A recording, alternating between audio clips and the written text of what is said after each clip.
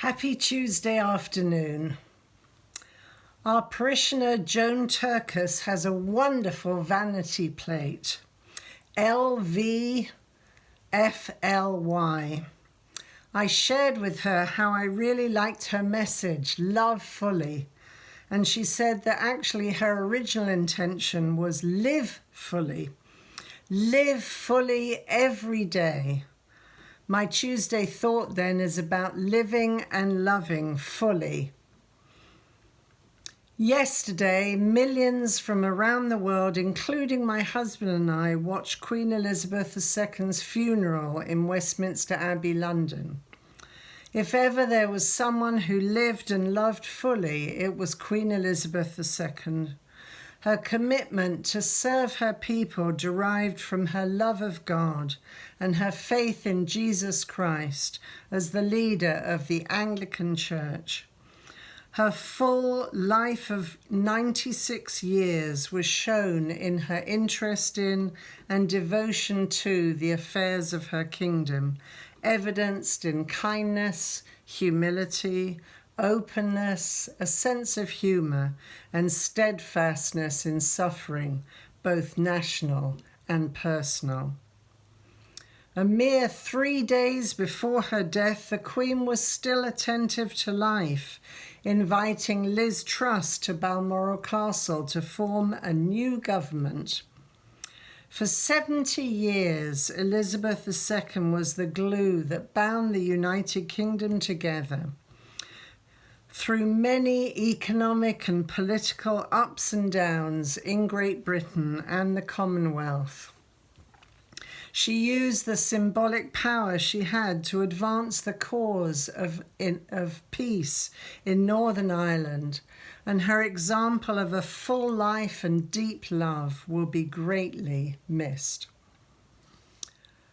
Well, I am profoundly grateful for the opportunity I had recently to live and love fully during my recent vacation in England to see my 3 siblings, my nephew and niece, and my great-nephew.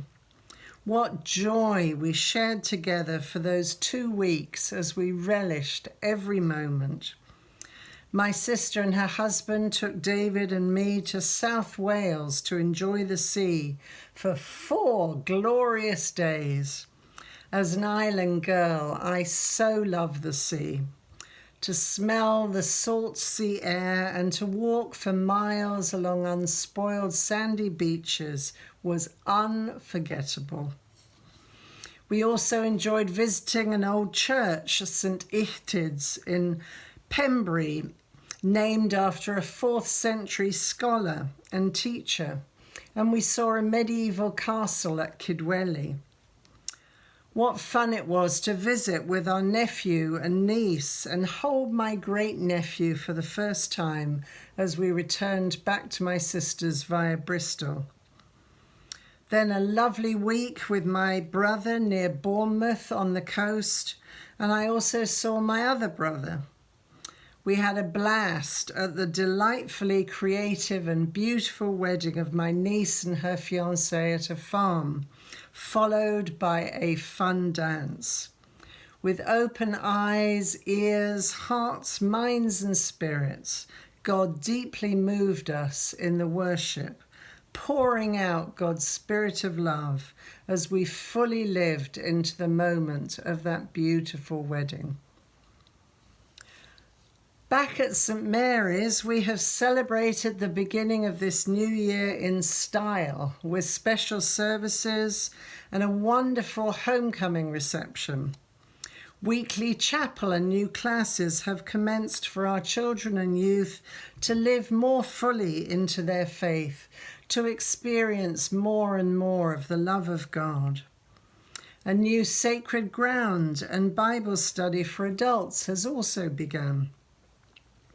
And so I wonder, where might God be inviting you to commit yourself to living and loving fully this one life that God has given you?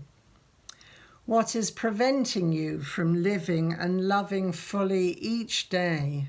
And how might you remedy that?